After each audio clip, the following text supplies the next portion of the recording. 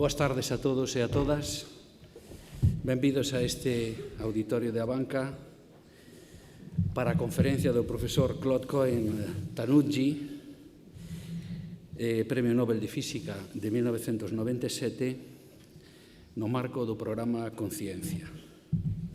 Para min, como reitor da Universidade de Santiago de Compostela, é unha enorme honra estar presidindo hoxe esta presentación e estar acompañado do profesor Claude Cohen-Tanucci, invitado do programa Conciencia, e, sobre todo, porque, aparte dos méritos relevantes que ten, como non podía ser de outra maneira, e que o profesor Jorge Mira, director do programa Conciencia, nos expoñerá de seguido, pois porque na recente visita que tive en ocasión de disfrutar na reitoría,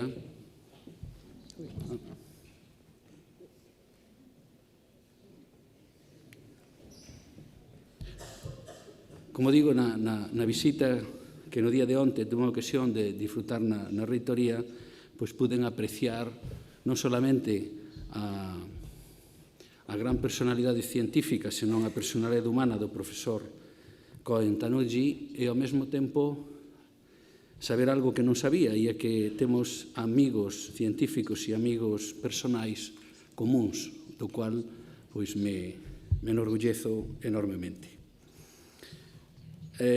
A estas alturas non necesita presentación o que é o programa Conciencia. Todos vostedes o coñecen, un programa que naceu da man da Universidade de Santiago de Compostela e do Consorcio da Cidade de Santiago no ano 2006. O seu diseño, como saben vostedes, foi unha aposta arriscada e moi ambiciosa, que era chegar a cultura científica á sociedade en base a visitas a Galicia dos premios Nobel ou análogos en disciplinas nas que non se concede o Nobel, como poden ser a medalla Fields ou o premio Abel en matemáticas. Buscaba con esta iniciativa un aumento do impacto social dos actos nucleados ao redor dunha personalidade científica, de maneira a proxectar a imaxe de Santiago de Compostela como foco universal de pensamento e ao mesmo tempo servir de ponte para reforzar os contactos científicos entre líderes da máxima relevancia científica mundial coa Universidade de Santiago de Compostela. Estamos na súa 10ª edición. A visita do profesor Cohen-Tanucci é o número 33 do programa Conciencia e se ten consolidado o programa Conciencia como unha referencia no Estado español. De feito, é a única iniciativa que se articula en torno a premios Nobel. Por lo tanto, creo que temos que felicitar o consorcio, felicitar a universidade e felicitar o traballo dos responsables do programa, fundamentalmente na persoa do seu director Jorge Mira, por consolidar unha iniciativa como esta. Pola miña parte, pouco máis. Voulle pasar a palabra ao profesor Jorge Mira, que vai a presentar máis polo miúdo a figura relevante do profesor Cohen-Tanucci, e, pola miña parte, pois, nada máis, darlle a benvida a todos a este acto, esperando que o disfruten como creo que así vai ser. Moitas grazas.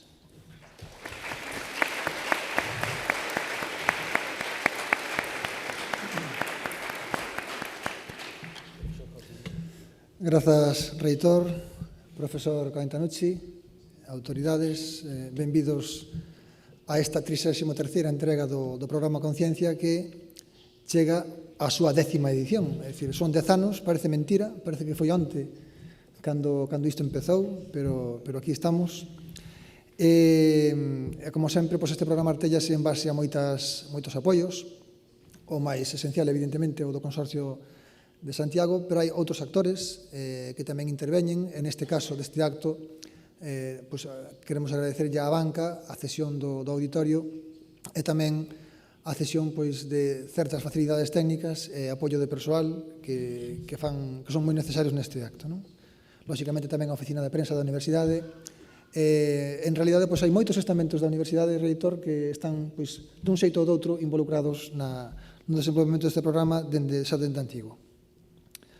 O noso convidado de hoxe, teñeno aí, Claude Cohen-Tanucci, foi Premio Nobel de Física no ano 1997 polas súas achegas para desenvolver métodos para resfriar e atrapar átomos con luz láser. Vou facer un pequeno esbozo da súa figura. El naceu en Alxeria, el é sefardita de orixen, o sea, el foi español no século XVI.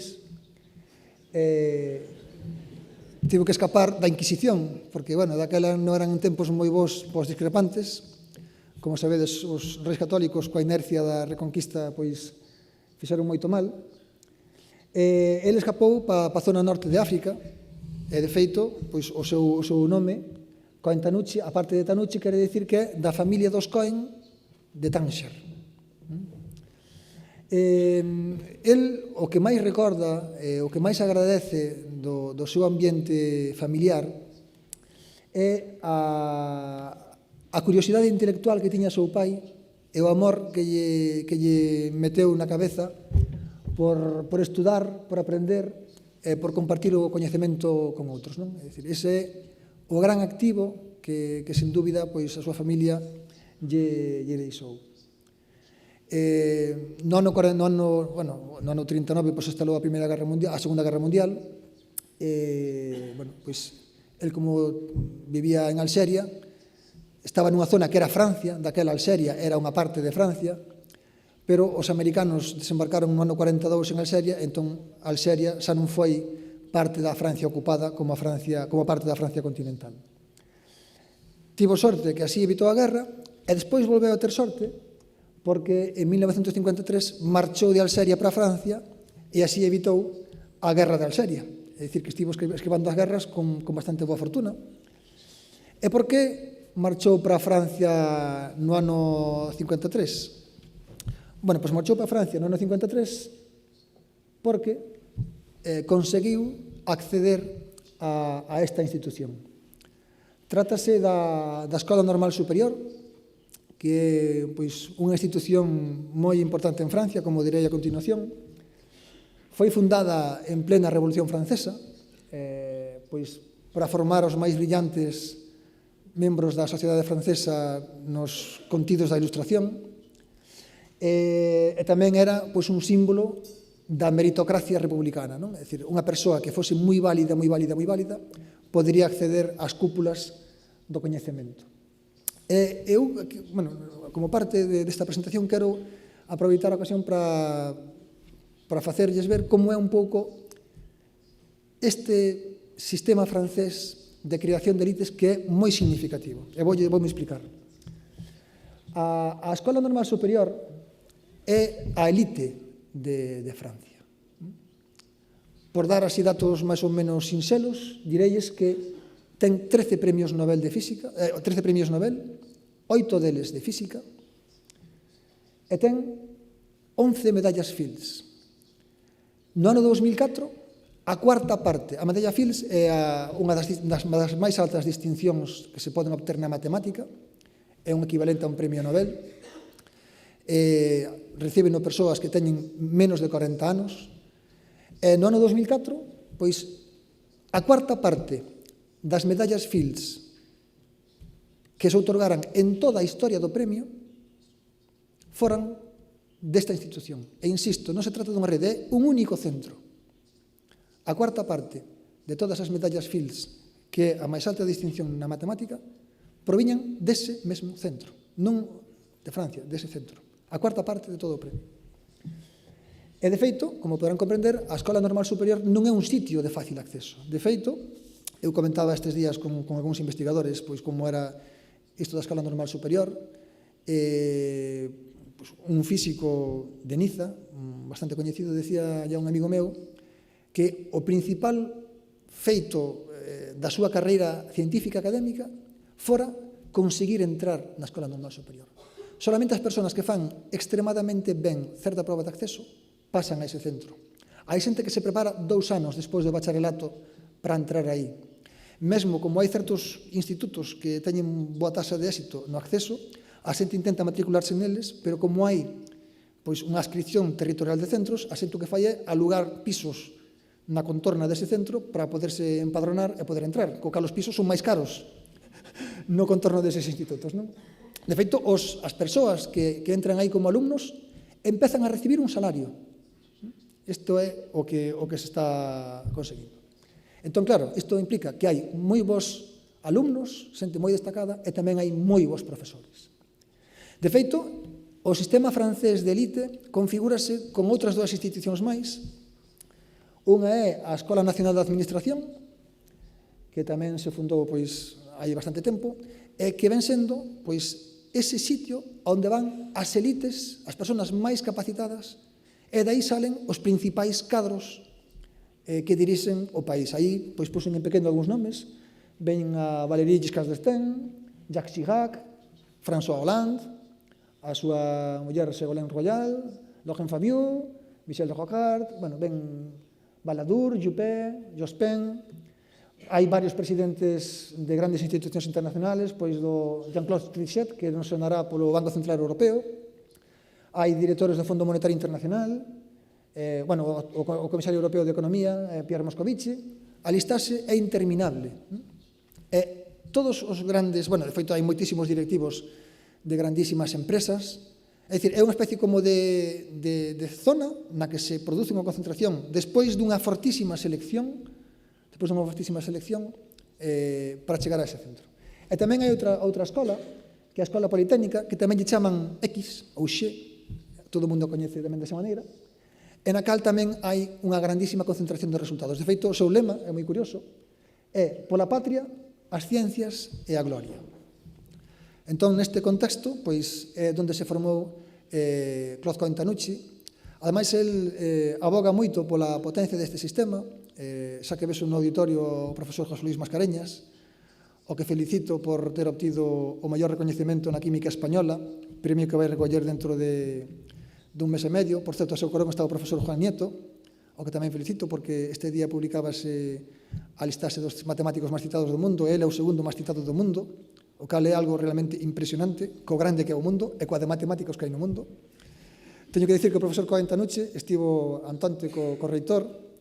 O reitor, pois, algún saben, pero, por se acaso, é un gañador da Olimpiada Galega de Matemáticas, premio extraordinario, un dos expedientes máis altos da historia da facultade, e tivo unha mocidade, pois, itinerante, como ven sendo a mocidade dos científicos. Estivo en París con moitas persoas que coñece o profesor Cohen, e isto causoulle pois unha excelente impresión.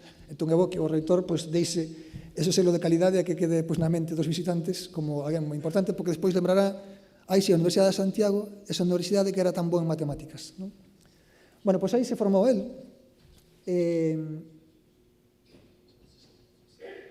Por certo, formáronse entre os premios Nobel, pois houve algúns visitantes do programa Conciencia, pois recordamos ao profesor Albert Fert. Houve un simposio que está no recordo de toda a xente que se dedica á spintrónica española, de feito chamámoslle Spaintronics, que foi todo un éxito. Pois en Fisterra encantoulle, este a Ponte de Brandomil no Concello de Zas. Pois pasou moi ben, e sobre todo o encontro científico pois tivo un moi bo ambiente, e de feito, hoxe en día, ainda xente se acorda daquela reunión sobre spintrónica ou Spaintronics de Santiago de Compostela, non? Moi bo ambiente o verlo daquela. Entón, cando chegou aí o xoven Claude Cohen-Tanucci, encontrouse, como veño de dicir, pois a cuarta parte das medallas Fields da historia ata a entrada do século XXI saíron dese centro, pois claro, encontrouse con grandísimos matemáticos. Encontrouse con Henri Cartan. Isto non é unha rata. Henri Cartan morreu indo por 104 anos, é dicir, un home moi lonxevo, que, por certo, é fillo de Élie Cartan, que é unha persona tamén moi importante no eido da xeometría. Encontrouse tamén con Laurent Schwartz, por os estudiantes de física e matemáticas. Lembremos que hai un Schwartz con T e un Schwartz sen T. Os dous son moi importantes, este é un deles, que traballou sobre todo en teoría de distribucións, levou a medalla Fields no ano 50, e tivo discípulos, por exemplo, como o recentemente falecido Alexander Grothendieck, que levou a medalla Fields no ano 1966. Henri Cartan non ten medalla Fields porque ele xa era moi vello cando a medalla Fields empezou a otorgarse, pero, evidentemente, tería levado, non? Entón, con este ambiente de matemáticos tan destacados, e sendo como era Claude Cantanucci unha persona extremadamente intelixente, pois encontrou a seducción das matemáticas, pero ocorriu algo. Así que, pois, lamentando polo oído dos matemáticos, na súa vida cruzouse un poeta. Este poeta era este señor chamado Alfred Kastler, que foi Premio Nobel de Física no ano 1966. A min sempre me gusta, en certo modo, poñer en contexto como se gañan os premios Nobel. Para os que coñezan nomes famosos da física, direlles que o ano anterior a Alfred Kastler gañouno Richard Feynman, Shinichiro Tomonaga e Julian Schwinger, por algo chamado electrodinámica cuántica, e o ano seguinte gañouno Hans Bethe, que tamén é un físico moi destacado. Alfred Kastler foi unha das persoas que máis comprendeu a mecánica cuántica, a física atómica. De feito, el empezou a traballar moi intensamente sobre como interaccionaban a luz coa materia e, sobre todo, fixo grandísimos traballos en espectroscopía. Entón, según conta o profesor Cohen, Kastler contaba as cousas dunha maneira tan máxica que se levaba a todo o mundo ao huerto, directamente. E el, nese momento, abandonou a matemática, malia todas esas grandísimas figuras que había da matemática francesa ao redor, e pasouse a traballar con Kastler. O ritmo de traballo daquela época era un ritmo curioso, porque eran campos que estaban nacendo. El, de feito, axudou Kastler e o seu compañeiro Brossel, que, por certo, o profesor Cohen di que tiña que ter levado tamén o premio Nobel compartido con el no ano 66, narran que traballaban día e noite. El conta na súa biografía que traballaban día e noite, mesmo as fin de semana. Tiñan que tomar as medidas a man, non había, digamos, os aparellos que hai hoxe en día que o fan todo máis automático, tiñan que facer a man medidas 5 veces para facer os promedios a man tamén. Era unha cousa absolutamente tediosa, traballosa, pero tiñan unha fortísima componente de paixón. Eles tiñan liberdade e espírito crítico para cometer o que tiñan que facer. O entorno era elevadísimo, de feito, por exemplo, a veces iban a escolas de verán, por exemplo, nunha das escolas que o profesor recorda, estaban xente como Julian Schwinger, que foi premio Nobel o mesmo ano que Feynman, Norman Ramsey, que tamén é premio Nobel, George Uhlenbeck, que foi un dos que descubriu unha cousa chamada o spin, Wolfgang Pauli, que tamén é unha figura senlleira na física, na historia da física. Vou apagar isto, que me está picando. Acabou esa etapa tan fructífera e tivo que marchar a Mili. Daquela, como había unha guerra en Alxeria, a Mili non duraba 9 meses, duraba 28 meses, que xa é tempo para facer a Mili. Cando retorna, o seu xefe, que foi Alfred Kastler, que foi o seu supervisor de tese, díxolle que era bo que o fichasen na Universidade de París, e nos anos 60, cando estaba entrando nesa universidade, pillouno unha reforma que nós ben coñecemos aquí, que é a reforma do terceiro ciclo. E nesa reforma do terceiro ciclo empezou a dar clase aí nesa universidade, donde, para darlles un exemplo do nivelazo que había, o que daba física atómica era Jean Brossel, que era o compañeiro de Alfred Kastler. De feito, o laboratorio que eles fundaron chamase Laboratorio Kastler-Brossel. A física estatística daba Alfred Kastler, premio Nobel. A física do estado sólido daba Pierre-Gilles de Gennes, que tamén foi premio Nobel. E a mecánica cuántica daba un xovencísimo Claude Cantanucci. Por certo, nesas épocas foi profesor do profesor Claude Cantanucci o profesor Félix Vidal, que está por aquí, está aí, e hoxe encontrouse co profesor Cohen, como 50 anos despois, casi 50 anos despois, e o profesor lembrábase del perfectamente, o que demostra que ten moi boa memoria, debe de ser un grato recordo. Aí andaba o profesor Félix Vidal con compañeiros de clase moi interesantes. Todo isto, neste momento no que ele empezou a docencia, empezou a demostrar tamén unha gran capacidade para a docencia, uns apuntes moi bonitos, e daí naceu unha obra que o fixo mundialmente conocido por os estudantes de física alén das cuestións científicas, que é este libro, que é o libro de mecánica cuántica, que a gran maioría dos físicos do mundo usamos para formarnos nesa mecánica cuántica. Un libro mítico. De feito, creo que hai aquí algún alumno que ten o seu libro posto para que lle firme despois o profesor. Eu xa vos digo que xa lle para firmar, se non poñes a transparencia revento, para chulearme, pois que non teñen os libros firmados. Bueno, pois queda moi bonito pintado por él, non? Eu logo nunca pensei poder ter ocasión de velo, e foi todo en orde. Por certo, a estes dous míticos volumes, que lle levaron como 5 ou 6 anos facer os libros, agora acaba de engadir un terceiro volumen, que lle levou, dicíame, 4 anos de traballo. É dicir, son libros que están moi ben feitos, e levan moitísimo traballo, e ten aí, pois, gran parte da súa vida metida, vale a pena porque é unha obra impresionante. Bueno, como vos decía, aí nese sitio pois, había xente moi interesante, e el no ano 73 pois, foi nomeado director de Física Atómica e Nuclear dunha institución tamén moi senlleira en Francia, que é o Colexio de Francia, que foi fundado por Francisco I en 1530. Francisco I foi o rei de Francia que estaba sempre peleado con Carlos V de España. É unha institución moi particular porque é unha institución que non outorga titulacións, non hai matrícula e ten unha grandísima flexibilidade. A xente pode acceder a eses estudos sen máis que entrar pola porta. Os profesores son profesores de altísimo nivel que ademais son forzados a cambiar de disciplina de ano a ano, co cal, pois, isto obrigalles a unha gran flexibilidade e a abrir a súa mente.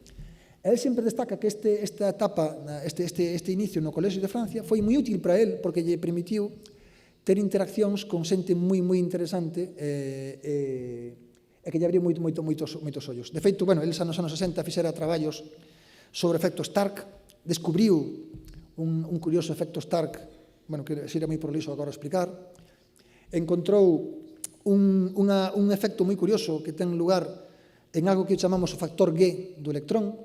De feito, iso chamou moita atención dun mítico físico chamado Victor Weisskopf, que traballara con Heisenberg, que traballara con Dirac, que traballara con grandísimas personalidades do mundo da física, míticas. E aí, pois, entre ese ambiente foi cociñando a súa vida científica. Entón, empezaron de cero, con este campo. Empezaron de cero. Non había, comentábame Antonte, que cando empezaban e facían reunións, pois eran 10 persoas neste tema. Hoxe en día, no campo dela hai centos de grupos. Pero daquela eran moi poucos, porque eles estaban realmente formando pois, este tipo de física. De feito, ele acórdase como eran os debates que había ao principio sobre o láser. Non? Había xente que dicía que o láser non iba a ser nada máis que un xogo de físicos. Non? E por ali tamén había pois, algúns chavales ao redor. De feito, había pois, o compañero do profesor Félix Vidal, chamado Serge Haroche, que levou o premio Nobel fai 2 anos por unha aproximación moi bonita da mecánica cuántica.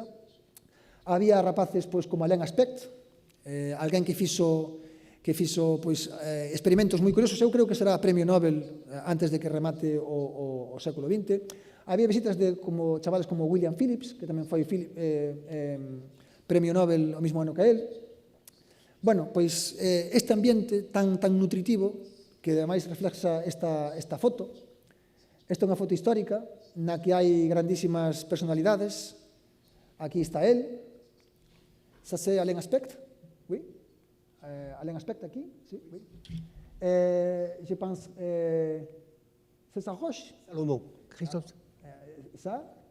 Metcalfe. Si. Jean Dalibard. Robin Kaiser, ça c'est piège des students. Ça. Nathalie Van Senke, ça c'est piège des students. William Phillips. William Phillips, que é premio Nobel tamén, despois, non? É unha foto impresionante. E despois creo que vai pasar algunha foto máis, pero é unha foto de primeirísimas figuras da física atómica, cando ainda non sabían que eran figuras, claro. Isto é un chiste. Aquí, pois, evidentemente, eran personas moi inteligentes que estaban intentando traballar moi duro, pero, claro, non sabían o exitoso destino que lles viña encima, non? Este era un pouco o clima que hai. Bueno, pois, el, chegado un momento, empezou a facer propostas moi curiosas. Despois el falará disto, non vou entrar en moito detalle. E, basicamente, a idea pola que levou tamén o premio Nobel é un mecanismo para resfriar átomos con luz láser. Que é a temperatura? Pois a temperatura da materia ven sendo algo así como promedio do meneo dos seus átomos. Se os átomos se menean moito, teñen moita vibración, ese sistema ten moita temperatura. Entón, a resfriar, en certo modo, é enlentecer esa vibración atómica. Entón, que ocorre? Pois ocorre que a luz, aínda que pareza mentira, ten unha certa capacidade de golpear a materia. Isto descubrino, tamén o comentará o profesor a continuación, descubrino Albert Einstein en 1905, unha cousa pois moi rara, pero sí, a luz ten capacidade de golpear, non vou decir que como unha bola de billar, pero ten capacidade para golpear. Entón, por poñer unha cousa así moi rápida de un segundo, imaginemos que temos un bambán, un columpio, entón, pois normalmente para empuxar o columpio, cando a cativa está quedando para baixo, a nai vai e empuja, entón aumenta a súa velocidade. Pero se fai ao revés, se cando a rapaza ven pa aquí, a nai empuja ao revés, a rapaza acaba parando. Entón, a idea así medio cutre, dito así en plata, é que cando o átomo ven pa aquí, pois disparamos o láser para achinarlle en contra, cando vai para lá, pois outro láser achínelle por outro lado, e entón así, a base de golpes, vai parando o átomo. E así, chégase a temperaturas extraordinariamente baixas. De feito, chégase a fraccións de millonésimas de grado por riba do cero absoluto, que é a temperatura máis baixa que se pode acadar no universo. Tamén desenvolveu métodos para atrapar átomos, e por iso, un día, chegou a chamada de Estocolmo, aquí está o rei de Suecia, este a pinta que tiña a cerimonia, unha cerimonia preciosa, por certo, compañeiros del nesa promoción dos Nobeles está Daniel Prusiner, o dos prións, o escritor italiano Dario Fo, Jody Williams, esta levou o Nobel da Paz polo tema das minas antipersona, está tamén, lóxicamente, William Phillips, que víamos antes na foto todo no viño. Por certo, é moi curioso porque na ceremonia do banquete do Nobel pois hai como unha especie de sorteo, porque hai un desfile previo no que vai a familia real pois da man dos gañadores e das súas parellas, e a señora Cointanucci tocoulle co rei de Suecia. Entonces, bueno, hai unha foto moi curiosa que la mosou, pois, bueno, pois que foi a que lle tocou a ela pois, o rei de Suecia, non? Carlos Gustavo. Ben, aparte deles, tamén como curiosidade, estaba este señor, que é Steven Chu, que, como ven, está do lado deste señor, que é o presidente de Estados Unidos, e, de feito, Steven Chu foi pois, o primeiro premio Nobel integrado no goberno da Casa Blanca, é dicir, foi, bueno, en Estados Unidos non hai ministerios, hai secretarías de Estado, el foi o secretario de Estado de Enerxía, estaba en Stanford. A máis é curioso porque os americanos que son así moi mirados para todo hasta teñen unha especie como de orde xenealóxica por si morre o presidente, pois o que queda de presidente é o vicepresidente, que é Joe Biden. Si morre o vicepresidente, pois o que queda é o portavoz da Casa dos Representantes, dos Deputados. Si morre ese é o presidente do Senado. Si morre ese é John Kerry, o secretario de Estado. E así, pois, o secretario de Defensa, o fiscal xeral. E no undécimo posto estaba el, no caso de que morreran os outros antes. Cosa moi simpática, pero é un detalle interesante, non? Que hai unha prelación hasta para isto, non?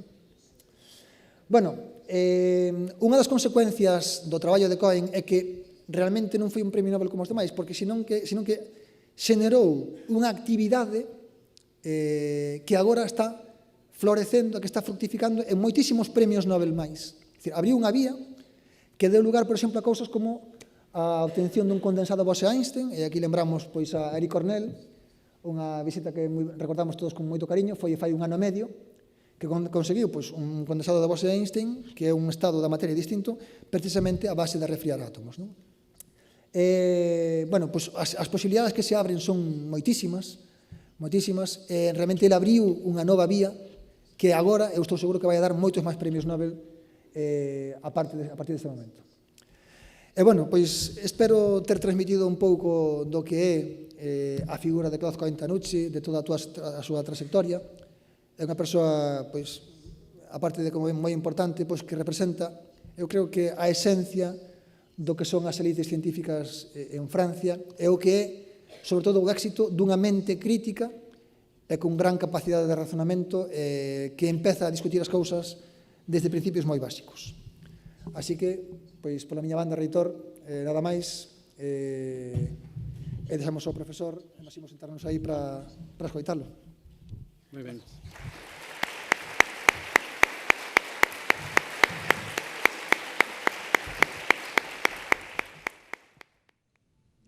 Thank you very much. Muchísimas gracias, profesor Jorge Mira, por esta maravillosa presentación.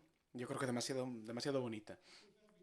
En primer lugar, antes de empezar, me gustaría explicarte el orgullo y la satisfacción que supone para mí compartir este momento con mi esposa, Ha sido excelente encontrarme con tantos colegas y tantos amigos. Es una ciudad hermosísima, con un tiempo increíble. Parece ser que no es el caso durante todo el año, así que para mí un orgullo y un placer compartir este momento con todos vosotros. Así que el título de mi presentación es La manipulación de los átomos con la luz. Lo que me gustaría discutir en esta presentación es la interacción entre la luz y la materia. Algo que es extremadamente importante en la física, porque nos lleva a gran cantidad de preguntas. Preguntas sobre la luz, sobre la materia, qué es la luz, cómo se produce, cómo interactúa la luz con la materia, es decir, cómo interactúa la luz con los átomos. ¿Se pueden controlar y utilizar estas interacciones? ¿Se pueden aplicar para diferentes tipos de aplicaciones lógicas?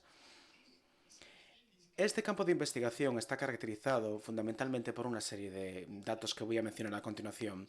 Se encuentran en el origen de una serie de revoluciones conceptuales y tecnológicas que han transformado completamente el mundo de la ciencia. Por ejemplo, la revolución, evidentemente, del pensamiento de la teoría de la relatividad, creada por Albert Einstein en el año 1905, la revolución de la física cuántica, también iniciada por Einstein, por Debye, por Planck y otros científicos muy reconocidos, y la revolución del láser, que ha transformado completamente el mundo de la óptica. Y también este campo de investigación se caracteriza por un juego, un intercambio continuo con una serie de cuestiones básicas y fundamentales sobre los mecanismos que tienen que ver con la propia materia y la interacción con la luz, y una gran cantidad de nuevas posibilidades y nuevas aplicaciones que se derivan de un entendimiento cada vez más profundo de los mecanismos subyacentes a estas interacciones. Es decir, es un ejemplo increíble que nos permite ilustrar la importancia de la ciencia. Así que mi presentación va a tener los siguientes puntos. En primer lugar, me gustaría recordar a todos los presentes del concepto de dualidad entre onda y partícula para el caso de la luz y de los átomos, que fue establecida por primera vez para la luz antes de que posteriormente se pasara a otros campos como la materia, los electrones y los átomos, y evidentemente también la física cuántica, que es esencial para la descripción de la luz, los átomos y las interacciones entre ambos. No se puede entender la luz ni los átomos ni sus interacciones sin la física cuántica. En la segunda parte me gustaría mostraros que la luz emitida o absorbida por los átomos es una fuente muy importante de información sobre el mundo que nos rodea. Por ejemplo, en el campo de la espectroscopía esto es esencial.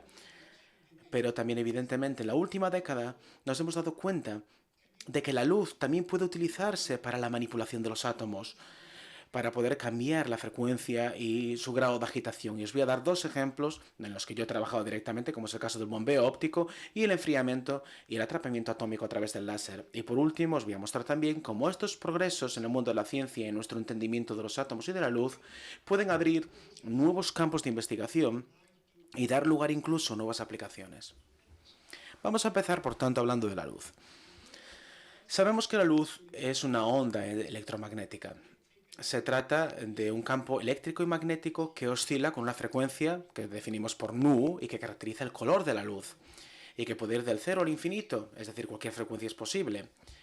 Y sabemos además que también se propaga en el vacío con una velocidad muy elevada de 3 por 10 elevado a 8 metros por segundo. Y como cualquier otra onda o cualquier otro fenómeno ondular, la luz da lugar a interferencias y difracción. Me imagino que ya habréis visto perfectamente cómo puede haber ondas en un lago o cuando tenemos, por ejemplo, dos fuentes de una onda, cuando se combinan conjuntamente lo que se produce es, digamos, una interacción, una interferencia. Pero la luz no solamente una onda electromagnética, sino también es un haz de partículas, partículas que se denominan fotones. Einstein fue el primero en postular la existencia de estas partículas, llamadas fotones, y en aquel momento los llamaba los cuantos físicos o los cuantos lumínicos. Llevó mucho tiempo antes de que la gente aceptara la idea de que efectivamente la luz consistía en un haz de partículas, pero ahora evidentemente se reconoce como tal y se llaman fotones. Y de hecho, los intercambios energéticos que existen entre la luz y los átomos se pueden cuantizar en unidades de lo que correspondería a h nu. Es decir, el intercambio energético entre la materia y la luz puede tener lugar única y exclusivamente a través de una cantidad discreta expresada a través de la función h de nu. Y Planck fue el que introdujo esta idea a través de su ley de la radiación lumínica, pero no estaba demasiado satisfecho con este hallazgo, porque para él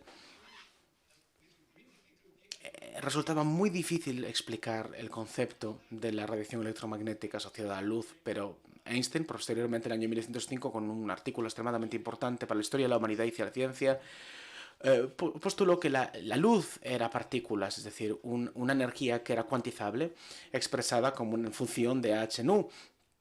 Y esta es la función energética, además de un momento lineal, que sería P como función de h de nu partido por C.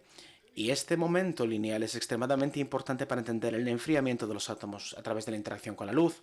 Y el punto muy importante, que es el punto central, es que estos dos aspectos, las ondas y las partículas, son esenciales. Necesitamos ambos para el entendimiento de la luz. Y esto es lo que llamamos la dualidad onda-partícula. Por tanto, la ampliación espectacular de esta idea fue que la dualidad onda-partícula no solamente es válida para la luz, sino también válida para la materia, es decir, para los átomos, para los electrones. Y esto fue alcanzado por el profesor Louis de Broglie en el año 1924, quien postuló que con cualquier partícula de materia, un electrón, un protón, un neutrón, con una masa m y una velocidad v, va asociada una onda que tiene una longitud de onda correspondiente a lambda de dB, que se establece como una fracción entre h y m de v. Esta es la única ecuación que os voy a dar en esta presentación, porque no quiero mantenerme en términos relativamente sencillos, pero básicamente esta ecuación nos demuestra que la v, es decir, la velocidad, se encuentra en el denominador. Por tanto, cuando disminuye la velocidad, lambda, o la longitud de onda, va a aumentar. Por tanto, cuando tenemos átomos que se mueven a una velocidad más baja, por tanto, lo que va a hacer es aumentar la longitud de onda y, por tanto, va a ser más visible el aspecto ondulante de la materia. De manera más general, con este artículo esencial, Schrödinger introdujo una ecuación extremadamente importante, que es una de las más importantes del ámbito de la física, que es la ecuación de Schrödinger, con la cual describió cómo la onda asociada a una partícula, que es la función de onda, evoluciona a lo largo del tiempo. Por tanto, la ecuación de Schrödinger se aplica a la materia como el equivalente de la ecuación de Maxwell para la luz. Y cuando intentamos resolver esta ecuación, que no voy a hacer aquí, lo que observamos es que únicamente ciertas soluciones tienen un valor físicamente aceptable. De la misma manera que cuando, por ejemplo, estudiamos la onda,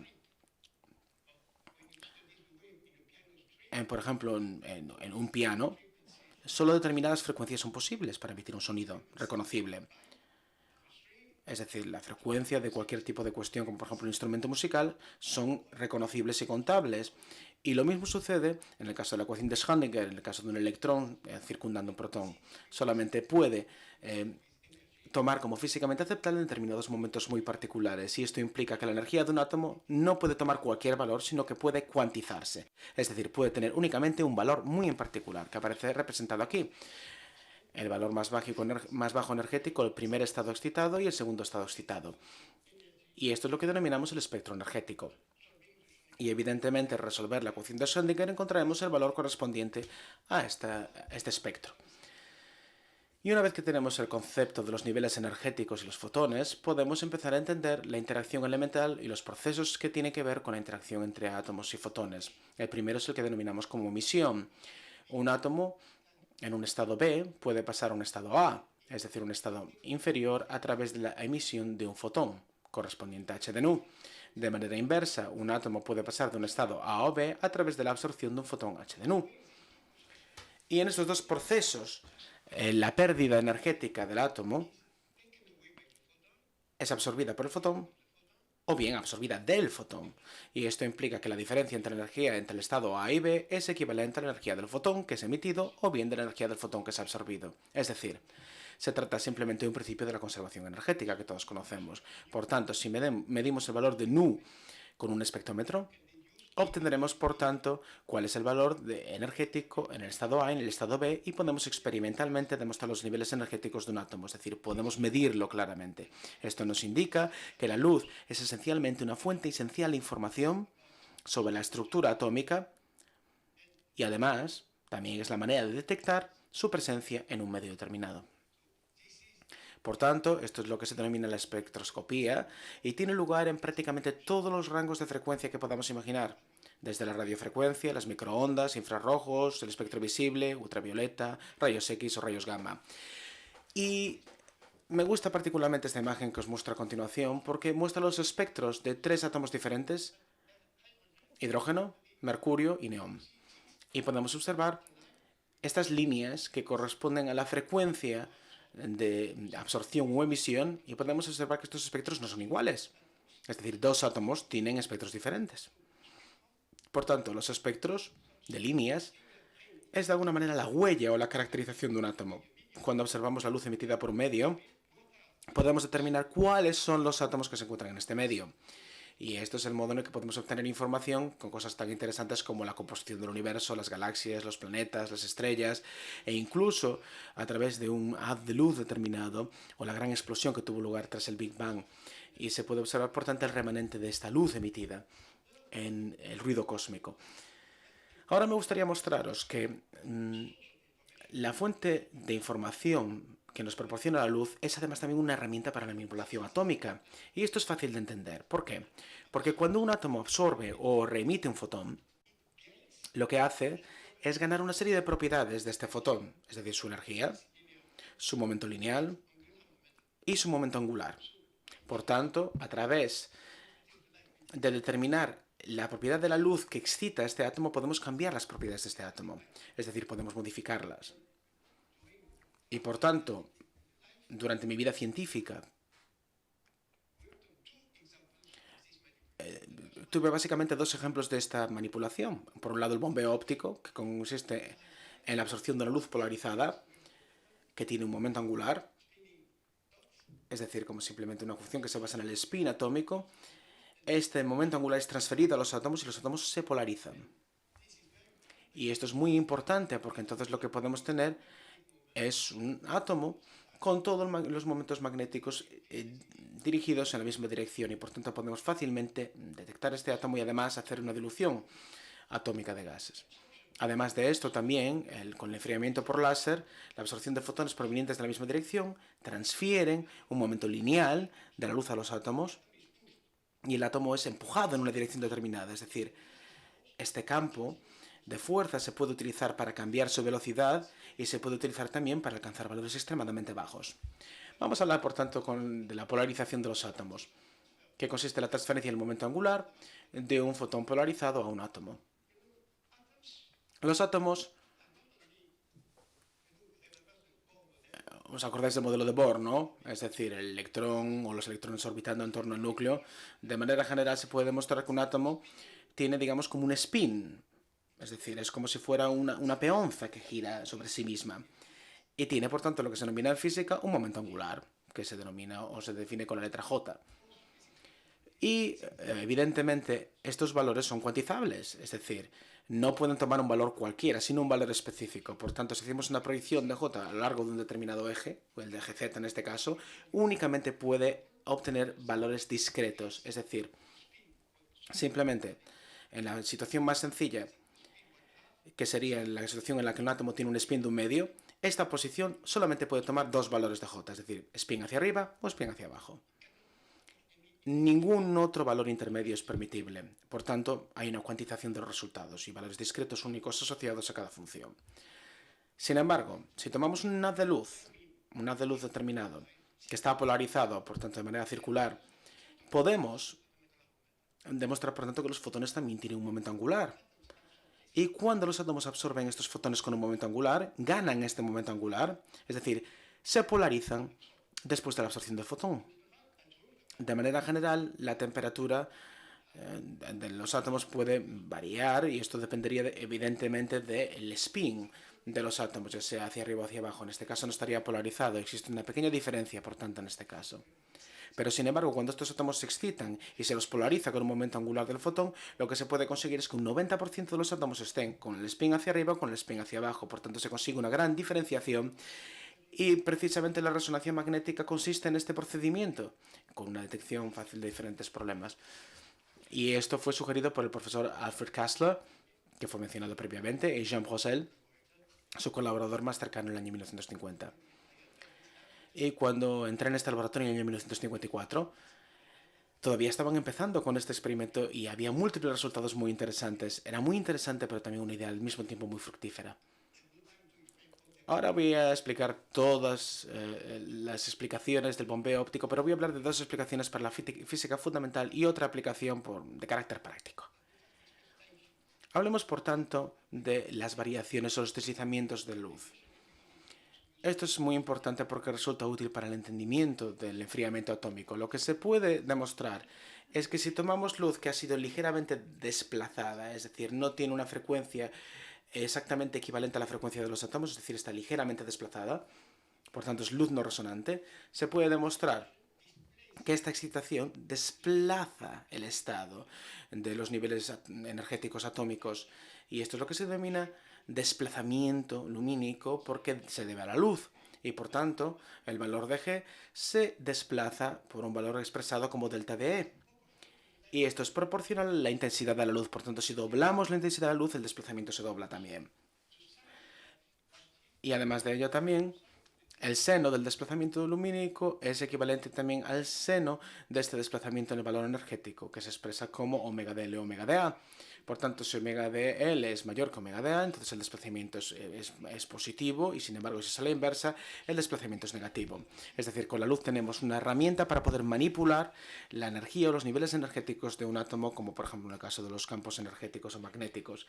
Y en general, estos dos subniveles, que se denominan G1 y G2, tienen diferentes desplazamientos lumínicos, es decir, se desplazan en diferentes medidas. Y cuando observamos este efecto podemos tener dos reacciones diferentes. La primera de ellas sería una perturbación. Si la luz que utilizamos para poder medir los átomos lo que hace es provocar un desplazamiento de los niveles energéticos, provoca una perturbación en la medida de estos átomos, es decir, una alteración. Dicha perturbación evidentemente aparece en una espectroscopía de alta resolución, y cuando utilizamos medidas de alta precisión tenemos que tomar las medidas para diferentes intensidades lumínicas y extrapolar lo correspondiente a la intensidad lumínica cero. Pero en las décadas posteriores a este descubrimiento se observó también que esto es una herramienta para la manipulación de la energía interna de los átomos a través del enfriamiento o el entrampamiento de los átomos. Y esto es lo que creo que es la segunda parte de mi conferencia. Hablemos ahora, por tanto, de un ejemplo de una aplicación práctica de este hecho. Estoy completamente convencido de que todos conoceréis la resonancia magnética, que se utiliza habitualmente como elemento de diagnóstico clínico en los hospitales. La idea, por tanto, es utilizar la resonancia magnética de los protones, de los átomos de hidrógeno, de las moléculas de agua que se encuentran dentro del cuerpo humano. Y lo que hacemos es, por tanto, colocar el cuerpo humano dentro de un campo magnético homogéneo. Y la frecuencia de resonancia existe únicamente en el lugar del cuerpo en el que el campo magnético tiene un valor determinado. Un valor que se establece concretamente entre los diferentes estados de velocidad del protón, y esto equivaldría, por tanto, a la frecuencia o la radiofrecuencia que queremos establecer para poder realizar la visualización de una parte del cuerpo. Y así podemos observar la intensidad de la señal como una función, y esto, por tanto, nos permite medir la densidad de protones y construir a partir de ello una imagen, es decir, una imagen por resonancia magnética. Y de esta manera lo que hacemos es únicamente detectar los protones, como vuelvo a repetir. No podemos detectar la cavidad de los pulmones, por ejemplo, porque estos están vacíos, es decir, están llenos de aire y por tanto tienen moléculas de hidrógeno asociadas al agua. Pero sin embargo, bombeamos ópticamente un gas, como por ejemplo helio 3, que no resulta tóxico para el cuerpo humano, y polarizamos el helio 3 en la misma dirección y mezclamos este gas con el aire y el paciente respira este aire, entonces realizamos una resonancia magnética con helio 3 y lo que observaremos es la cavidad del pulmón. Mientras que, sin embargo, con una resonancia magnética protónica normal, simplemente observamos como este espacio vacío, porque hay aire dentro de la cavidad pulmonar.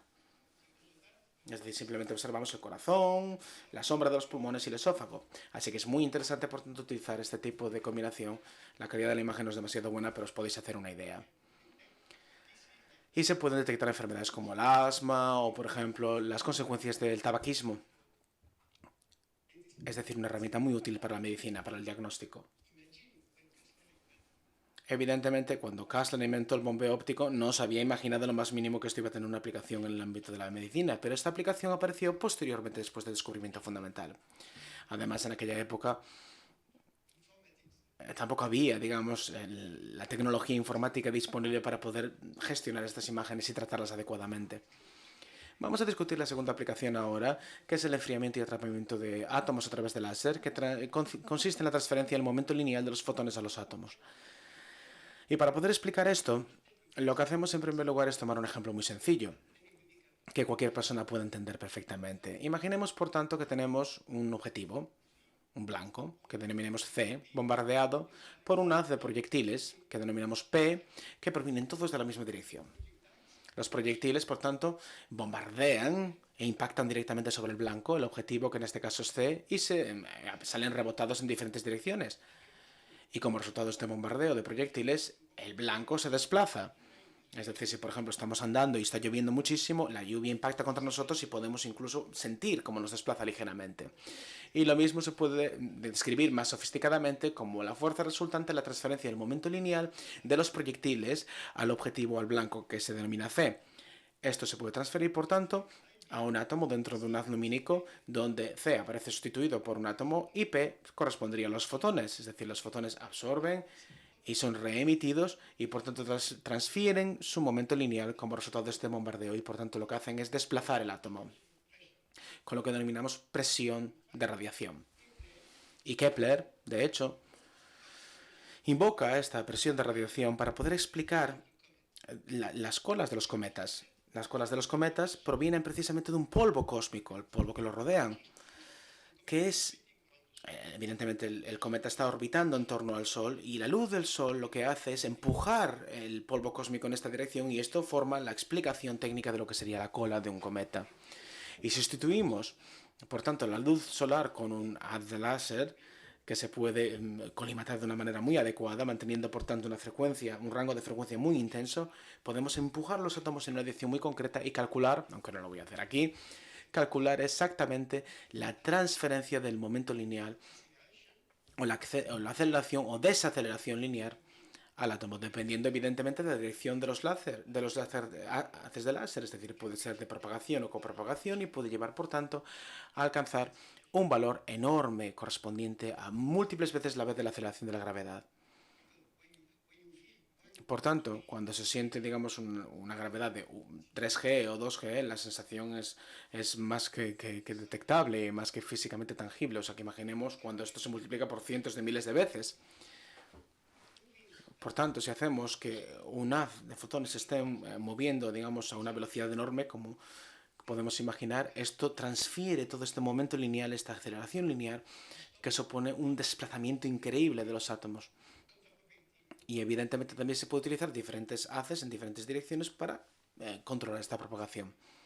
Aquí tenemos, por tanto, un ejemplo del sistema de ralentización de Zeeman, donde tenemos, por ejemplo, un haz de láser en esta dirección y los átomos provienen en la dirección opuesta. Los átomos son ralentizados y debido al efecto Doppler, si están resonantes con el haz de láser al principio, poco después pasarían a ser no resonantes y la fuerza va a reducir. Y mi colega, William Phillips, tuvo una idea muy inteligente de colocar el haz atómico dentro de un solenoide para producir un campo magnético que cambiaba, por tanto, las características de este haz. Y por tanto, la frecuencia atómica depende directamente del campo magnético y se puede calcular el perfil, por tanto, del campo magnético en tal manera que el cambio de la velocidad de los átomos, cuando se muevan o se desplacen debido al haz de láser, observaremos por tanto una alteración de la frecuencia debido al efecto Doppler y esto se puede observar claramente gracias a este solenoide y este campo magnético creado. Y esto nos permite por tanto mantener las condiciones de resonancia durante el conjunto de la trayectoria del movimiento. Esto es muy importante y se puede observar aquí, aunque la imagen no es demasiado buena, pero se puede observar aquí que el punto de salida del solenoide nos da esta imagen amarillenta que corresponde, por tanto, a un haz atómico detenido. Es decir, el haz de láser viene en esta dirección, el átomo, por tanto, confronta este campo magnético, es ralentizado, para y vuelve en la dirección opuesta. Es decir, nos produce una imagen preciosa de cómo se puede detener a los átomos a través de un haz de láser. de manera más sofisticada y con técnicas más complejas, a través de una alteración de la frecuencia del láser, se puede ir aplicando diferentes magnitudes. Por tanto, hemos detenido, por tanto, los átomos, pero sin embargo, todavía tienen un valor de dispersión, una velocidad de dispersión. Y en la física, la temperatura está relacionada directamente no a la velocidad media, sino a la velocidad de dispersión. Es decir, la temperatura está caracterizada por el grado de desorden de los átomos. Por tanto, no se trata únicamente de reducir el valor medio de la velocidad, sino también de alguna manera es importante reducir la dispersión de los átomos para poder disminuir la temperatura, como deseamos. Y el primer ejemplo que se propuso para ello es la utilización del enfriamiento a través del efecto Doppler y la utilización del haz láser. Lo que se utiliza es un único haz de láser con otro láser que evita la propagación de los átomos. Se reduce, por tanto, la velocidad de la frecuencia atómica y la intensidad.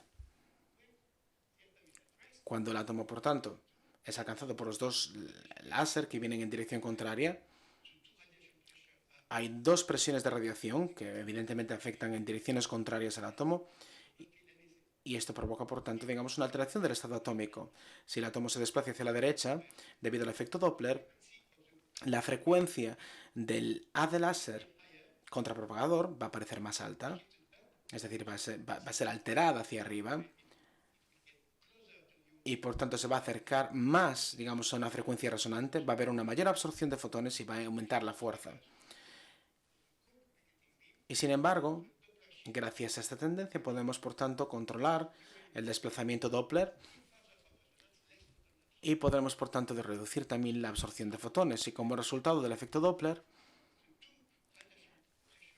las dos fuerzas o presiones de radiación llegan a neutralizarse hasta cero y dan lugar a una fuerza neta que es opuesta a la velocidad.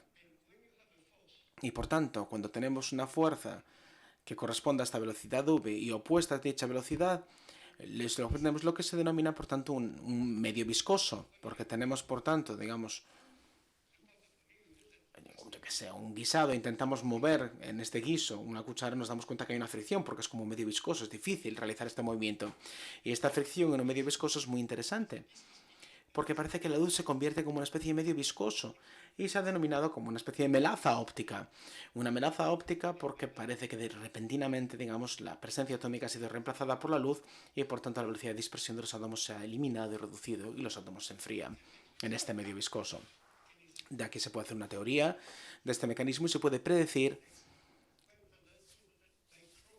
que se puede, por tanto, alcanzar una temperatura de 100 o 200 microkelvins, porque la temperatura de esta habitación sería en torno a los 300 o Kelvin o 27 grados Celsius. Y por tanto podemos obtener la temperatura en grados Kelvin, es decir, la temperatura en grados Kelvin sería 300 grados, pero sin embargo con este sistema podemos alcanzar a 10 elevado a menos 4 Kelvin, lo cual es una temperatura muy baja. Pero cuando las mediciones de la temperatura fueron suficientemente precisas, y me podéis preguntar cómo podemos medir la temperatura de un gas, es decir, no se puede introducir un termómetro, evidentemente. Lo que hace la gente es utilizar el haz de láser, crear, por tanto, una nube de átomos libres que empieza a expandirse repentinamente, y de la expansión o velocidad de expansión de estos átomos se puede medir la temperatura a través de la dispersión de la velocidad y, por tanto, de ahí obtenemos esta magnitud. Y cuando se comenzó a realizar esta medición, nos dimos cuenta, por tanto, que la temperatura era de 1 microkelvin, es decir, 100 veces incluso inferior a lo que se había previsto inicialmente. Por tanto, de nuestra experiencia previa en el bombeo óptico y la utilización de haces de láser, hemos obtenido resultados muy útiles. Era muy importante mantener este tipo de investigación en el laboratorio y mantener la memoria de todo lo que se había hecho previamente, porque gracias a esto mi colega Jean Dalibard, que estaba realizando mi doctorado junto conmigo, se dio cuenta de que había un mecanismo llamado el enfriamiento de Sísifo, por las siguientes razones. Imaginemos, por tanto, que en el estado base de un determinado átomo tenemos diferentes estados de spin. Spin hacia arriba o spin hacia abajo, por ejemplo, para hacerlo más sencillo. En una onda de láser, los dos haces del láser son coherentes, por tanto interfieren, y la intensidad de la luz se expresa como una función sinusoidal, con una intensidad cero máximo, intensidad cero máximo y así seguidamente. Por tanto, los desplazamientos lumínicos provocados se modulan en el espacio en esta función sinusoidal y no se modulan de la misma manera. Por tanto, tenemos dos funciones sinusoidales, una para el spin hacia arriba y otra para el spin hacia abajo. Y esto nos permite, por tanto, entender el movimiento de los átomos. Los átomos continúan absorbiendo estos fotones y lo que hacen es absorberlos de diferentes niveles y caer en el siguiente subnivel. Y tenemos esta situación que podemos observar en la imagen, donde tenemos, digamos, los dos niveles diferentes que corresponden al spin hacia arriba y el spin hacia abajo. Y el átomo se mueve hacia la derecha, alcanza un valor de potencial energético y cuando alcanza el valor más alto puede transferirse a través de un bombeo óptico al valor correspondiente al otro spin. Y vuelve nuevamente a ascender y energéticamente puede volver a bajar a un subnivel energético diferente. Es decir, es una situación parecida a la del héroe de la mitología griega, Sísifo, que fue condenado por los dioses a tener que llevar una roca hasta lo alto de la montaña y cuando llegaba a lo alto de la montaña volvía a caer nuevamente la roca y lo hacía una y otra vez hasta la infinidad. Y esto es precisamente lo mismo que sucede con este enfriamiento atómico, es como Sísifo, es decir, el pobre átomo está siempre como Sísifo, subiendo y bajando en el gradiente energético. Y esto viene, por tanto, a explicar el valor experimental.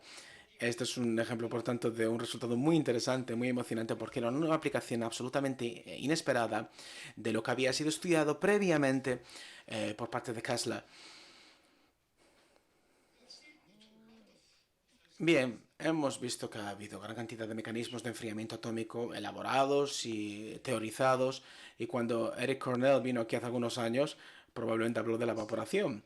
Es decir, puede resultar incluso más sencillo, pero para alcanzar la evaporación necesitamos, por tanto, una muestra de átomos que están ya extremadamente fríos. Imaginemos que tenemos una muestra de átomos que están aquí contenidos en una especie de pozo potencial con una variación energética. Los átomos colisionan unos contra otros. Y en esta colisión elástica, dos átomos con un valor E1 y E2 colisionan y por tanto alcanzan un valor energético E4 y E3, lo cual evidentemente se expresa en la siguiente ecuación por el principio de la conservación de la energía. E1 más E2 equivaldría a E3 más E4. E4 correspondería al punto más alto del potencial energético y sin embargo el otro átomo tiene una energía mucho más baja y por tanto en la interacción con el resto de los átomos provoca un enfriamiento de la muestra.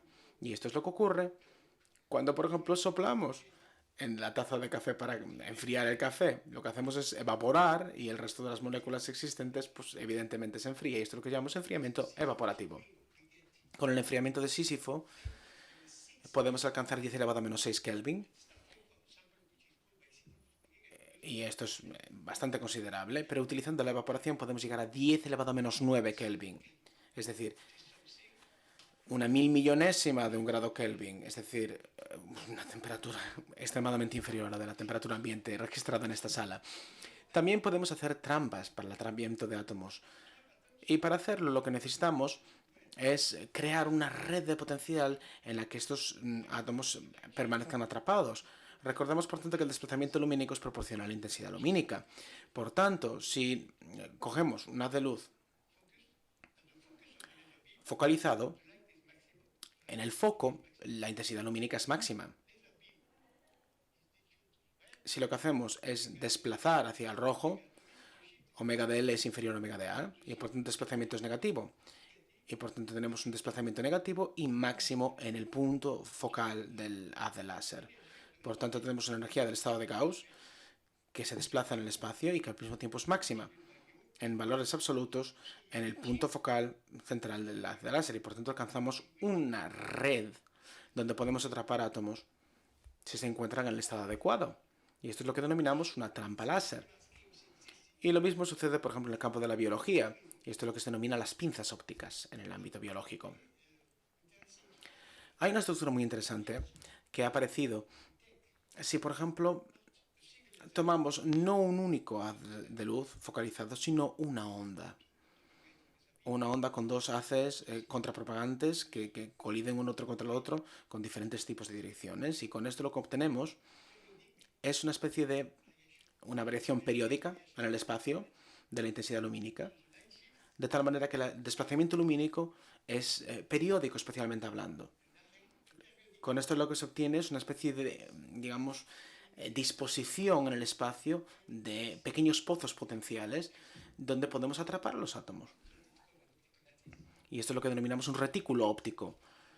Al principio se consideraba que esto era una especie de, digamos, imaginación, un pequeño juego con el que pasarlo bien en el ámbito de la física, pero este tipo de retículo que tiene estos pozos para poder atrapar átomos son extremadamente importantes e interesantes, porque digamos, por tanto, que el movimiento de los átomos en esta red periódica aparece, por tanto, digamos, muchos elementos que son semejantes al movimiento de un electrón dentro, por ejemplo, digamos, del el desplazamiento periódico espacial que se produce en un cristal, por ejemplo, y por tanto se puede, por tanto, crear un paralelismo entre ese tipo de retículo óptico con otros átomos en un estado físico diferente, y esto es en lo que se está trabajando ahora en la física, con resultados muy interesantes, explicaciones muy interesantes en la física.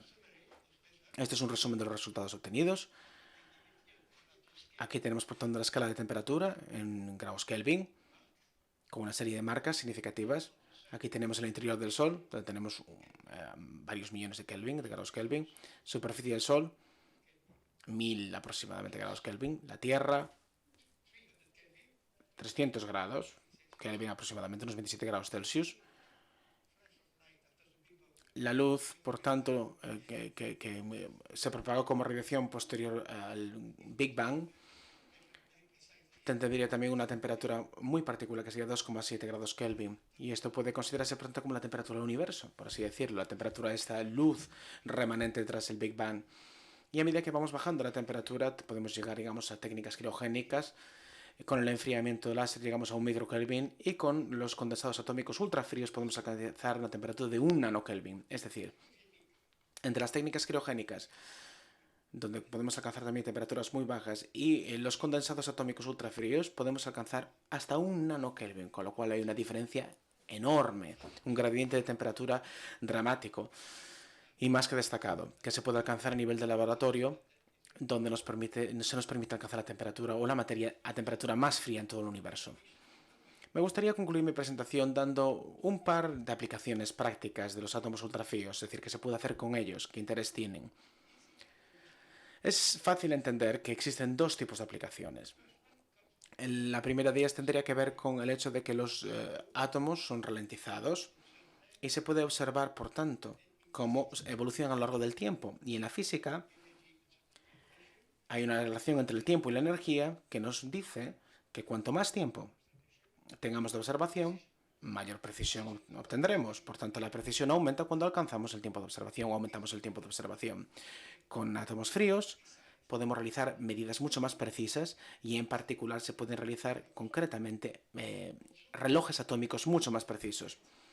Con las longitudes de onda de L'Age de Broglie podemos encontrar, digamos, una inversión en relación a la velocidad del átomo, y por tanto tenemos longitudes de ondas muy amplias, y esto nos permite, por tanto, analizar aspectos de la materia que son mucho más fáciles de observar que en otras circunstancias. Y uno de ellos, por ejemplo, son los procesos de degeneración de gases en relación con la física cuántica, y diferentes estudiosos llegaron a obtener incluso premios Nobel gracias a esta investigación con nuevos estados de la materia que pueden llegar a alcanzarse. Os voy a contar cómo funciona un reloj atómico. Un reloj, por tanto, es algo que es periódico. Evidentemente tenemos el péndulo, la oscilación del cuarzo en nuestro reloj de pulsera, y también, evidentemente, la frecuencia de una transición atómica. Y el reloj que utiliza la frecuencia de una transición atómica es lo que llamamos un reloj atómico. ¿Cómo funciona? Aquí tenemos la transición atómica. Tenemos un oscilador con una frecuencia de omega 0.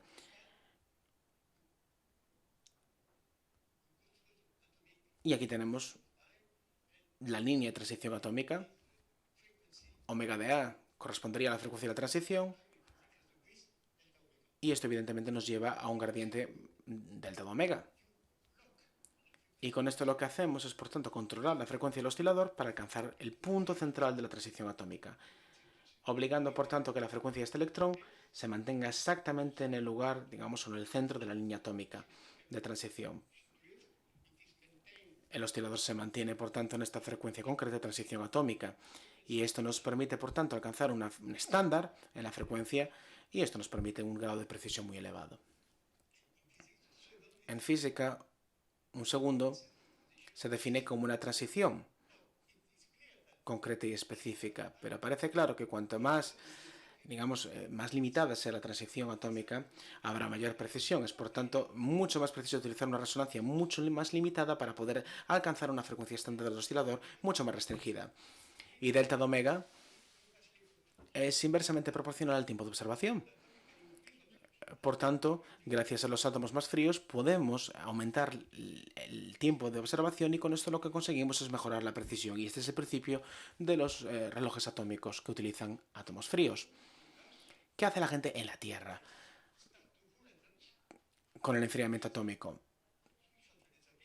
Bueno, pues se pueden utilizar evidentemente diferentes funciones, pero cuando apagamos el haz de láser lo que se provoca, digamos, es una desaceleración de los átomos. Así que lo que hace la gente en un principio es utilizar, por tanto, un átomo y con el haz de láser empujar el átomo en una dirección. Y luego vuelven a caer.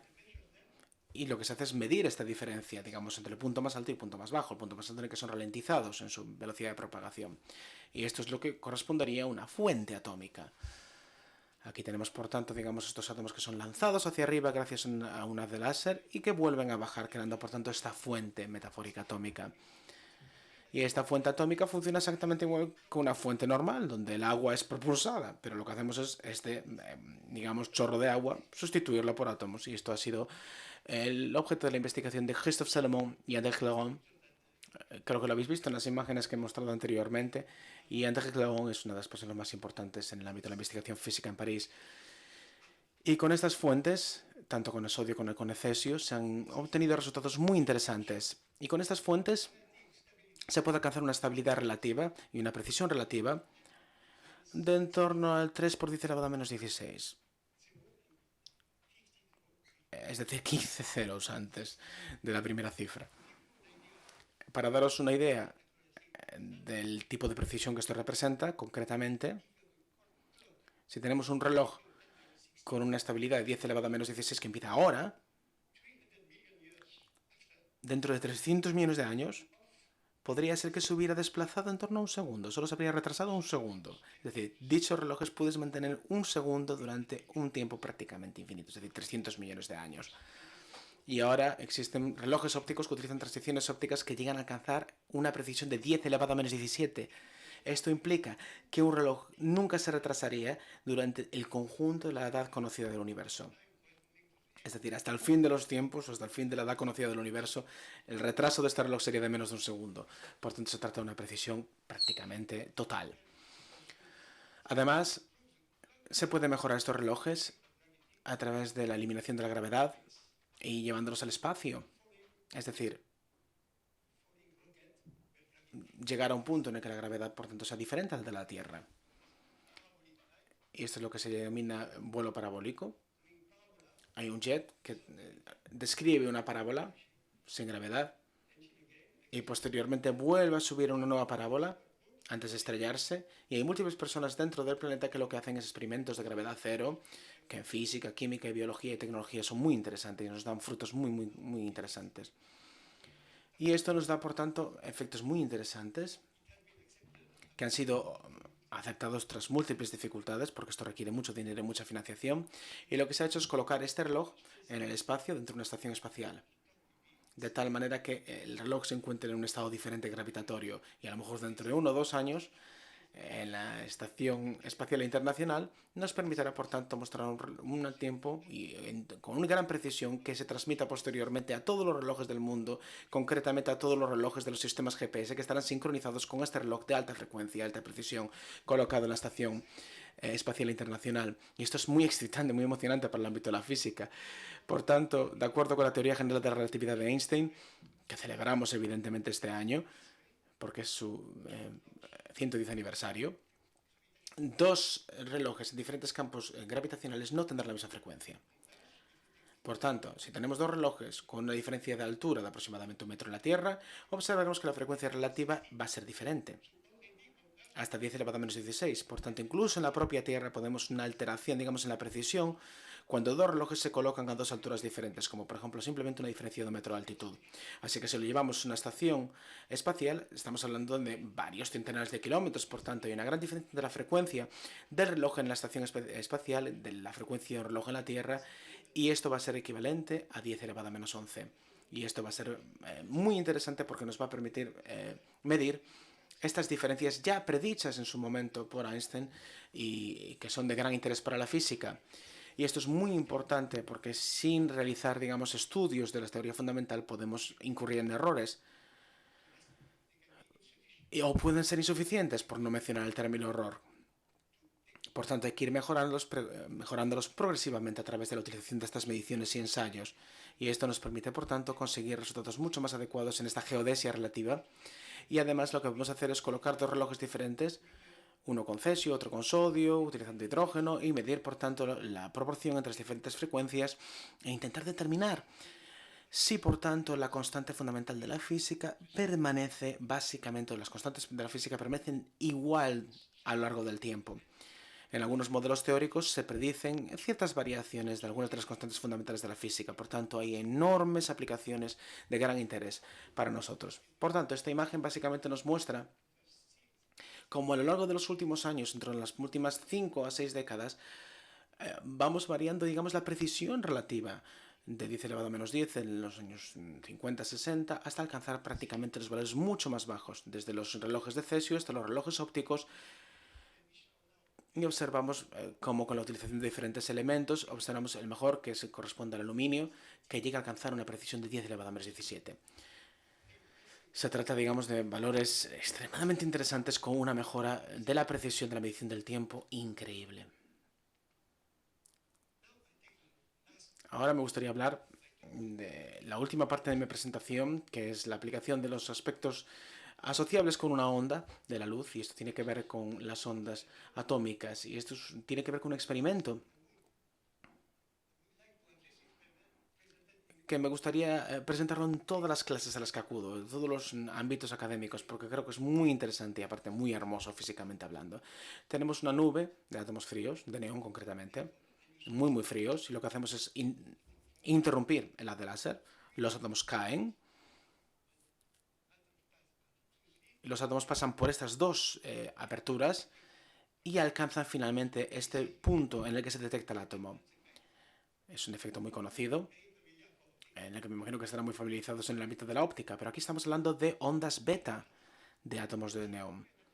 Y dado que estos átomos de neón son metaestables, hay una variación energética muy interesante y lo que hace es desprender una serie de electrones que pueden permitir la detección de los átomos uno por uno. Y este experimento ha sido realizado por Shimizu y Takuma en Japón.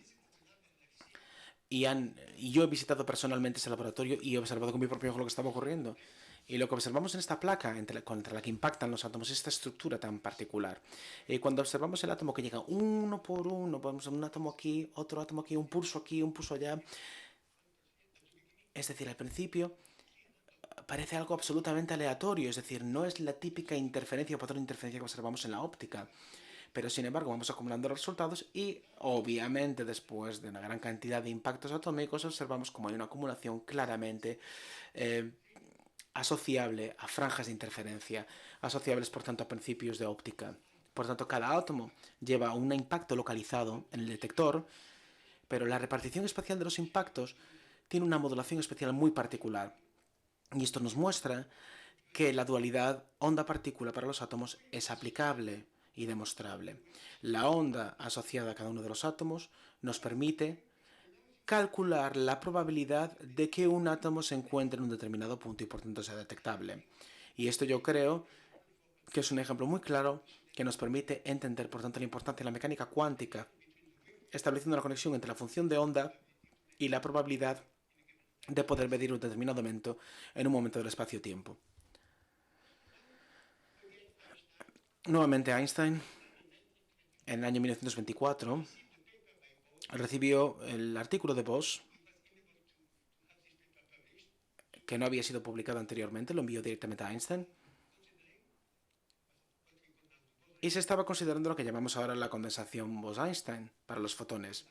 Einstein se dio cuenta de que este informe era extremadamente importante, que este artículo era muy interesante, no lo firmó, se publicó y un año después Einstein predijo estos fenómenos lumínicos que efectivamente deberían existir también para los átomos que tuvieran cualquier función de onda. Y lo que hizo fue, por tanto, empezar a investigar si esta condensación existía también para otros átomos, si era posible, con evidentemente algunas diferencias respecto de la luz. Y en aquella época, por tanto, publicó ese artículo que se llama, o que dio lugar a lo que se denomina como condensación de Bose-Einstein. Pero para observar este efecto sobre los átomos y para poder calcularlo en un gas perfecto sin ningún tipo de interacción, tuvo que pasar tiempo. Y el cálculo de temperatura de condensación era de aproximadamente unos pocos microkelvin. Unos pocos microkelvin que en las sustancias normales, en estado líquido o sólido, era prácticamente imposible alcanzar. Por tanto, no había interacción atómica, así que se consideraba únicamente como un artículo puramente académico, sin ningún tipo de interés más allá de la curiosidad. Sin embargo, estos átomos fríos que hemos conseguido gracias a las interacciones con la luz nos permiten alcanzar gases atómicos con una temperatura extremadamente baja, con un espacio entre los átomos que ya no es la misma que en otros tipos de estados como el líquido o sólido, y esto nos permite observar efectos muy interesantes. Esta imagen nos muestra un gas que va disminuyendo su temperatura a una temperatura muy elevada. Los paquetes de onda son muy pequeños, porque por tanto hay una interacción entre los diferentes átomos, y tenemos diferentes partículas moviéndose en direcciones diferentes. Según vamos disminuyendo la temperatura, el paquete de ondas se va haciendo más visible. Pero todavía hay cierta distancia entre los átomos. Pero a determinada temperatura, que es una temperatura crítica, repentinamente los paquetes de onda se empiezan a condensar, generando una distancia más pequeña entre los átomos que el paquete de onda. Y finalmente, si disminuimos todavía más la temperatura, todos los átomos se condensarán en la misma onda microscópica, que es una especie de onda de materia gigantesca. Y cuando digo gigantesca estoy evidentemente hablando de micras, pero se trata de algo gigantesco, hablando de algo que evidentemente es mucho más pequeño, como un átomo. Por tanto, cuando la temperatura disminuye, tenemos una onda de materia macroscópica con millones de átomos que están en el mismo estado cuántico. Y la revista Science, que publicó este artículo, realizó esta analogía entre este sistema y una especie de ejército de soldados que van avanzando al mismo ritmo. Es decir, es como si los átomos estuvieran marchando como soldados directamente a la misma dirección y a la misma velocidad, y por tanto generan una especie de imagen claramente percibible a simple vista, como es el caso de esta onda macroscópica. Y lo que es importante de esto evidentemente requiere tiempo, requiere mucha investigación. Evidentemente, si tuviera que explicar esto con detalle, tendría que pasarme varias conferencias. Pero en este estado de condensación gaseosa tenemos sistemas macroscópicos cuánticos que tienen propiedades como la superfluidez, como la coherencia, que son extremadamente interesantes y que son muy similares a otras propiedades que estamos observando únicamente en materia condensada, como el caso del helium superfluido o los superconductores. Pero sin embargo ahora lo observamos también en gases diluidos, en gases donde la interacción entre átomos puede comprenderse con mayor precisión y exactitud. Por tanto, hay una enorme cantidad de resultados que se pueden obtener en la física. Y aquí tenemos compañeros muy importantes en la observación experimental que consiguieron observar este experimento en 1995 y se les dio un Nobel como correspondencia, digamos, al trabajo realizado en este ámbito. Y lo que es interesante también, y me olvidó decir, que estos condensados pueden observarse únicamente en el caso de que los átomos sean bosones, es decir, tienen que, por tanto, tener un número par de protones, neutrones y electrones. Pero en física, evidentemente, tenemos isótopos, en el caso del hidrógeno, por ejemplo, que tiene un protón y un electrón y es, por tanto, un bosón, pero hay otros átomos que también pueden tener el mismo tipo de circunstancias, el mismo tipo de distribución. Y, por ejemplo, ocurre lo mismo con el fermio. Por tanto, tenemos átomos que son fermiones y átomos que son bosones, y estos, por tanto, pueden no experimentar, en el caso de ser átomos fermiones, el condensado de Bose-Einstein. Pero, sin embargo, dos fermiones pueden actuar como un bosón compuesto y, por tanto, sí que pueden experimentar esta condensación Bose-Einstein, como efectos que hemos observado en el caso de la superconductividad, con el par de Cooper entre dos electrones, es decir, dos electrones que actúan como dos fermiones condensados en un bosón y actúan en el fenómeno de la superconductividad que se explica a través del condensado de este par de fermiones, y por tanto se está realizando mucho trabajo en este ámbito sobre la compensación de diferentes pares. Me gustaría terminar con un ejemplo práctico, un ejemplo que me gusta mucho, que es un láser atómico. Si tenemos, por tanto, una condensación, un atrapamiento atómico, y realizamos un pequeño agujerito o orificio en esta pequeña trampa de átomos, lo que tenemos es digamos, un haz coherente atómico que sale de la trampa atómica y que se denomina láser atómico. Parece un láser, pero sin embargo, el haz lumínico está sustituido por ondas meta. Y por tanto lo que se puede hacer es experimentar toda la experimentación con diferentes tipos de estudios a través, digamos, estos láser atómicos que son muy interesantes y que son una aplicación más que útil de los condensados de Bose-Einstein. Por tanto, mi conclusión sería la siguiente. El mejor entendimiento de las interacciones entre la luz y la materia nos ha permitido múltiples progresos y avances. Por un lado, el más espectacular fue la invención de nuevas fuentes lumínicas, como por ejemplo los láser, que han transformado completamente el ámbito de investigación. Nos han permitido inventar también nuevos sistemas, como es el caso del bombeo óptico, o el enfriamiento por láser, o el atrapamiento láser, que nos permite la manipulación de átomos. Dichos progresos y avances nos están permitiendo abrir nuevos campos de investigación y nos permiten también preguntarnos nuevas cuestiones acerca de la posibilidad de investigar nuevos sistemas, nuevos estados de la materia, como por ejemplo las ondas macroscópicas, que comparten múltiples características con las ondas lumínicas. Y pienso que en este Año Internacional de la Luz, este año ha sido declarado el Año Internacional de la Luz, podemos decir que la historia de la luz y de la materia nos muestra que la investigación básica ha cambiado nuestra visión del mundo, introduciendo revoluciones conceptuales muy importantes, como la relatividad o la física cuántica, y además nos lleva a un conjunto muy rico de aplicaciones prácticas inesperadas.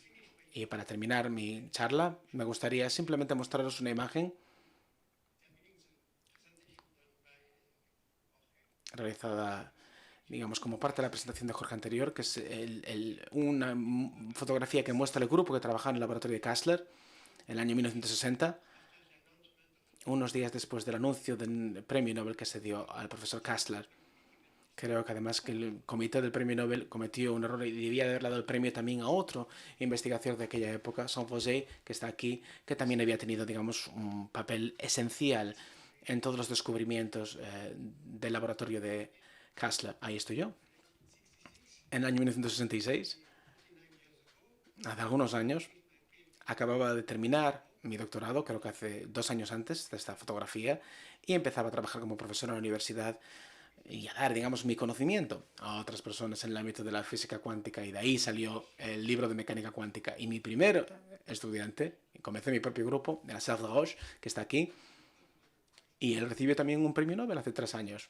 Así que creo que esta imagen es particularmente emotiva porque nos muestra la importancia y la continuidad de la investigación física y la continuidad que conseguimos alcanzar desde el premio que recibió Kastler en el año 1966, como el premio que recibí yo posteriormente y uno de mis primeros alumnos del grupo de trabajo que creé hace algunos años. Esto demuestra básicamente la importancia del trabajo a largo plazo. Esto es lo que los políticos no entienden. La investigación requiere mucho tiempo, la investigación básica requiere mucho tiempo y mucha dedicación, y es importante financiar y apoyar estos grupos de trabajo si queremos conseguir resultados. Gracias por vuestra atención. Muchas gracias.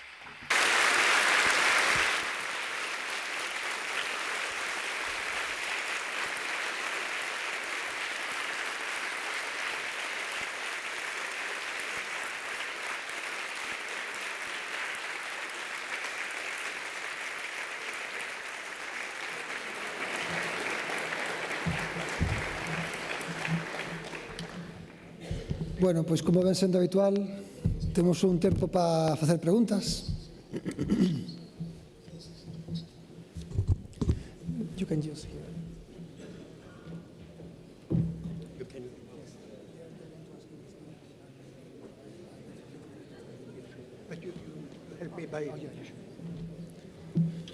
Bueno, para romper o xeo, eu teño unha pregunta preparada dende fai tempo. Bueno, en realidad non é unha pregunta miña, senón que é a pregunta da señora vicerreitora de investigación. E a pregunta é Claro, eu acabo de amosar que na Escola Normal Superior había moitos premiados coa medalla Fields, moitos premios Nobel. Acabamos de ver un exemplo, non? Nesta foto hai 3 premios Nobel. Nunha foto que eu enseñei antes había como 4 premios Nobel. Entón, hai algunha maneira para construir un premio Nobel? Hai algunha receita no cal un poida cociñar un premio Nobel, para que, por exemplo, os políticos podan aprendelo, ou para que os vicerrectores de investigación podan facelo, os reitores podan aplicalo? É dicir, está claro que existe unha maneira, porque Alfred Kastler tivo un alumno que foi vostede, que foi premio Nobel, vostede tivo alumnos que foron premios Nobel, Serge Roche. Entón parece que hai algo nesa familia dese grupo que permite predecir que vai haber éxito científico. Entón, hai algunha receta que se poda aplicar para ter un premio Nobel?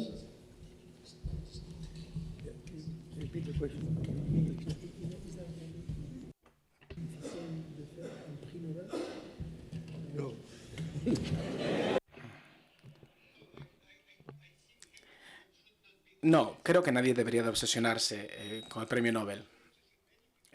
Hay tanta gente que se obsesiona con obtener el premio que creo que es una mala idea, creo que es una mala influencia. Es decir, hay que hacer buena ciencia y evidentemente cuando se hace buena ciencia el premio llega, pero no creo que haya otra manera de conseguirlo. Es decir, hay una gran cantidad de personas que se obsesionan totalmente y hay muchas personas que deberían de haber recibido el premio y que sin embargo no lo han conseguido. Por ejemplo, hablaba con Félix esta mañana, es decir, tenemos personas que llegaron a construir cosas muy importantes, de extrema importancia en el ámbito de la física, tanto en Francia como el profesor Albert Feur o Jacques Fidel. Jacques Fidel hizo gran cantidad de descubrimientos de gran importancia, pero jamás ha recibido el premio Nobel. Otras personas que trabajaban en el ámbito de la física de partículas. En fin, yo creo que sería un error considerar que solamente las personas que han recibido un premio Nobel tienen que ser reconocidos científicamente. Es importante para la prensa, se hace mucho ruido a nivel periodístico, pero lo más importante para mí es tener buena gente que realice buena ciencia e intentan atraer, por tanto, buenos estudiantes. Y si aparece un nuevo premio Nobel entre ellos, pues genial, pero no creo que sea un fin en sí mismo. Pero tienes que admitir que existe una correlación entre... porque evidentemente... Nos cales hai premios Nobel que teñen doutorandos premios Nobel. So, it seems that there is something. Because...